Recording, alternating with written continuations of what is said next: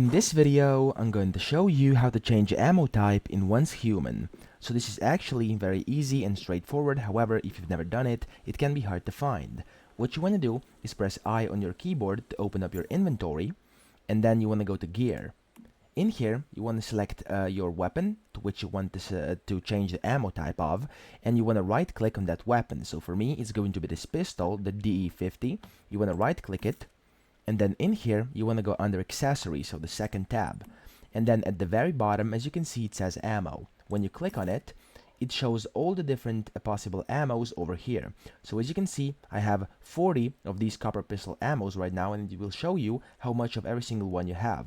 And as you can see, this copper pistol ammo is now applied onto my pistol, and if I want to, for example, get the steel pistol bullet, what you want to do is hover over it and press F. And as you can see, the steel pistol bullet is now equipped. Now keep in mind that you actually have to have those bullets in order to be able to shoot them. So for me, I have to switch back to copper pistol ammo because that's the only one I have. And then once you've done that, you can simply get out of your inventory, and when you switch to your gun of choice, you'll see that you have the ammo that you have kind of equipped, okay?